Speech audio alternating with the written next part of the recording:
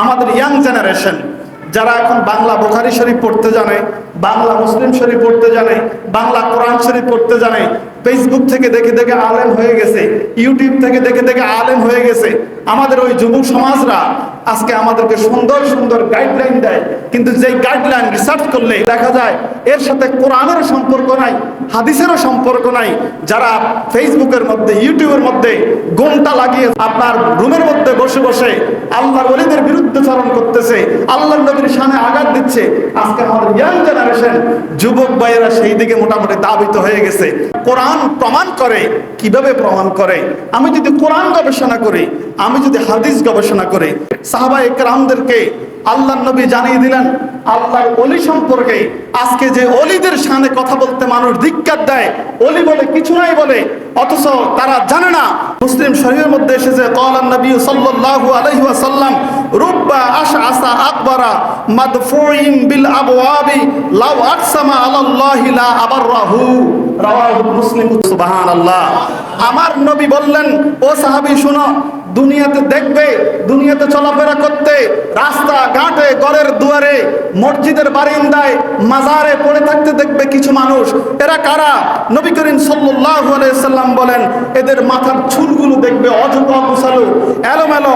এরপরে নবীজি বললেন বহু ওলি আছেন যারা ময়লাতে খাবার খায়, ময়লাতে পড়ে থাকে, তাদের জামা কাপড়ের অস্তিত্ব নাই, চুলের অস্তিত্ব নাই। এমন ওলি আছে যাহাদেরকে মানুষ দরজা হইতে তাড়াইয়া দেয়। এরকম এলোমেলো পোশাকের অগোছালো মানুষ আমাদের এই আপডেট সমাজে ইয়াং জেনারেশন কারো বাড়িতে যায় যদি বলে বাবা ডাক দেয়, এটারে দেখতে খবিসের মতো দেখা যায়, খাটাসের মতো দেখা যায়, অথচ আল্লাহর নিকট তাদের মর্যাদা এত বেশি। আল্লাহর নবী বলেন তাহারা যখন কোনো কিছু চায় লাউ আকসামা আলাল্লাহি লা আবাররাহু, যে ওই আল্লাহ ওয়ালাগণ, আল্লাহর ওলিগণ যখন আল্লাহর কাছে কোনো কিছু কসম করিয়া বসে, ছায়া বসে, আমার আল্লাহ তাদেরকে খালি ফিরত দেয় না। উচ্চ আওয়াজে বলে সুবহানাল্লাহ। এই হচ্ছে আল্লাহর ওলির মর্যাদা। আমার নবী কখনো মিথ্যা কথা বলে না। আজকে যদি তোমরা আল্লাহর ওলির বিরুদ্ধে কথা বলো, আমি বলবো তুমি নবীর বিরুদ্ধে কথা বলো। আল্লাহর ওলির শানে আঘাত দাও, তুমি আমার রাসূলের শানে আঘাত দিলা। শুধু এই নয়, কোরআনুল কারীমে আল্লাহ রাব্বুল আলামিন বলেন আলা ইন্না আউলিয়া আল্লাহি লা খাউফুন আলাইহিম ওয়া লা হুম ইয়াহজানুন। উচ্চ আওয়াজে বলে সুবহানাল্লাহ। যেই সম্পর্কে আলা, যারা আরবি গ্রামার বুঝে, ও যুবক সমাজ তোমরা তো গ্রামার বুঝো না, ও ইয়াং জেনারেশন তুমি কোরআন বুঝো না, হাদিস বুঝার মতো যোগ্যতা তোমার আজও হয় নাই। কোরআন কি বলে? আল্লাহ রাব্বুল আলামিন বলেন আলা ইন্না আউলিয়া আল্লাহি লা খাউফুন আলাইহিম ওয়া লা হুম ইয়াহজানুন। আলা এটাকে বলে কোরআনের ভাষায়, গ্রামারের ভাষায় বলো হরফে তানবীহ। সাবধানতার জন্য এই আলা শব্দটা ব্যবহার করা হয়। আমরা যেমন দেখি কারেন্টের ফিলারের মধ্যে ডেঞ্জার লেখা থাকে, যে মানুষ প্রথমত সাবধান লেখা থাকে, ডেঞ্জার লেখা থাকে। যে মানুষ সাবধানও পড়তে জানে না, ডেঞ্জারও পড়তে পারে না, তার জন্য দেখা গেছে কি বিপজ্জনক লিখে রাখছে। আবার এই বিপজ্জনকের মাঝে দেখা গেছে লাল ক্রস চিহ্ন দিয়ে দিছে, যদি ডরো তবে তুমি মারা পড়বা, মৃত্যু হবে, তোমাকে বাঁচাইতে কেউ পারবে না। আল্লাহ রাব্বুল আলামিন কোরআনুল কারীমের এই আয়াতের সম্মুখে দিলেন আলা, সাবধান। তার পরবর্তী বলে ইন্না, নিশ্চয়, হরফে মুসাব্বাবিল ফেল, নিশ্চয়তার জন্য, অধিক থেকে অধিক নিশ্চয়তার জন্য। আল্লাহ পাক বলেন আল্লাহর এক কথাই তো নিচ্ছেন আলা আউলিয়া আল্লাহি লা খাউফুন আলাইহিম ওয়া লা হুম ইয়াহজানুন, যে যারা নিশ্চয়ই যারা ইন্না আউলিয়া আল্লাহ লা খাউফ, যে যারা আল্লাহর ওলি, আল্লাহ ওয়ালা যারা, তাদের কোনো ভয় নাই, লা খাউফুন আলাইহিম, তাদের কোনো ভয় নাই, ওয়ালা হুম ইয়াহজানুন, এবং তাদের কোনো চিন্তাও নাই, তারা চিন্তিতও হবে না। সুবহানাল্লাহ। আজকে বাংলার বুকে আমরা দেখতে পাচ্ছি এক শ্রেণীর মানুষরা, ও মেয়ারা তোমরা কোরআনের বিরুদ্ধে যদি আল্লাহর ওলির বিরুদ্ধে কথা বলো, মাজারের বিরুদ্ধে কথা বলবো, আমি বলবো না তুমি ওলির বিরুদ্ধে কথা বলো না, তুমি আমার আল্লাহর বিরুদ্ধে কথা বলেছো। তুমি ওলির শানে বেয়াদবি করো নাই, আল্লাহর শানে বেয়াদবি করেছো, আমার রাসূলের শানে বেয়াদবি করেছে। এই জন্য আজকের এই মসজিদের মিম্বার থেকে দাঁড়িয়ে বলবো, ও ভাইয়েরা, ইয়াং জেনারেশন যুবক ভাইদের কাছে করজোড়ে হাত রেখে বিনয়ের সাথে ও নম্রতার সাথে বলবো, না বাবা, যারা তোমাদেরকে ভুল বুঝিয়েছে, যারা তোমাদেরকে মিথ্যা কোরআনের ব্যাখ্যা দিয়েছে, ওরা জালেমের উত্তরসূরি, ওরা শয়তানের উত্তরসূরি। নিঃসন্দেহে তারা ধোঁকাবাজ। ওই ধোঁকাবাজের কবলে যারা পড়বে, তারা দুনিয়াতেও তারা ঈমান হারাবে, পরকালে তাদের জন্য অপেক্ষা করবে কঠিন থেকে কঠিন শাস্তি আল্লাহ পাক এই সমস্ত ফিতনাবাজ থেকে আমাদের সমাজকে হেফাজত করুক, সকলে পড়ি আমিন।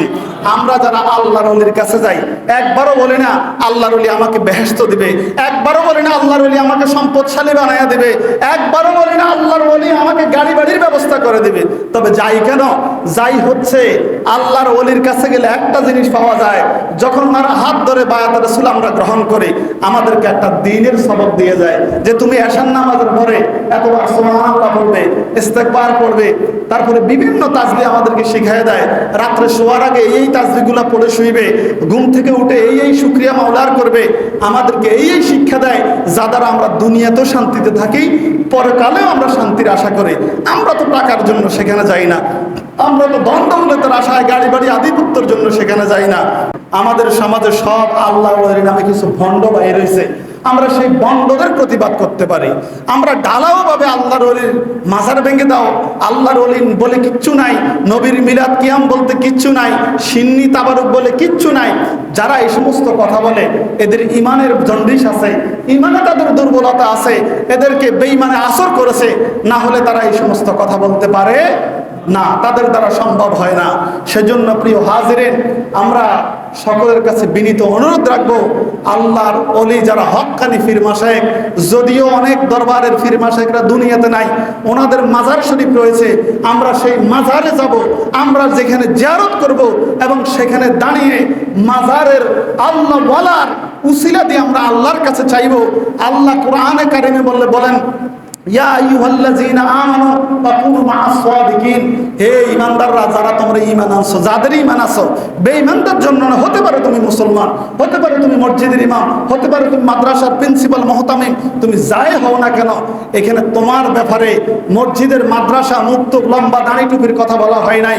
আল্লাহ রাব্বুল আলামিন ডাক দিয়ে বলেন ইয়া আইয়ুহাল্লাযীনা আমানু, ও ঈমানদাররা, তোমরা যারা ঈমান আনছো, যারা তোমরা ঈমানের সুশীত ছায়াতলে আশ্রয় নিয়েছো, তোমরা সত্যবাদীদের সাথী হও, হক মানুষের সাথী হও, তাদের যদি সঙ্গী হও, তবে তোমরা কি পাবে? আল্লাহর যে আল্লাহিত্বের খবর আছে সেগুলো তোমরা সেখানে পাইবে বলে সুবহানাল্লাহ। বিশেষ করে বর্তমানে ফিতনাবাজ সমাজে বেড়ে গেছে। আপনারা আল্লাহর ওলির বিরুদ্ধাচরণ করতে করতে আলেম ওলামারা এখন আপনারা খুব নসিহতমূলক কথা বলতে পারেন, বলতে বলতে নবীর শানে আঘাত দিয়ে আসলে কয়টা ফ্যামিলি ভালো আছে? বাংলাদেশে যদি 10 লক্ষ পরিবার হয়, ফর এক্সাম্পল 20 লাখ 30 লাখ যদি পরিবার হয়, হাত দিয়ে দেখবেন 30 লাখ পরিবারের মধ্যে আমার মনে হয় 29.5 লাখ ভালো নাই। কারো সন্তানের কথা শুনে না, কারো ছেলে কথা শুনে না, মেয়ে কথা শুনে না, কোনোটায় ব্যভিচ্ছায়, কোনোটায় পরকাইয়া জমায়া গেছে। কারে বাবা, আল্লাহর ভয় কেন নাই? মনে মনে তো মাদ্রাসা, ঘরে ঘরে তো কোরআনের হাফেজ, ঘরে ঘরে তো আলেম, তাইলে কথা কেন শুনো না? 29 লাখ পরিবারের মধ্যে কেন অশান্তি, কেন এত জালিয়াতি? একটা টাকা সিন্ধুক রাইখাও নিরাপদ না।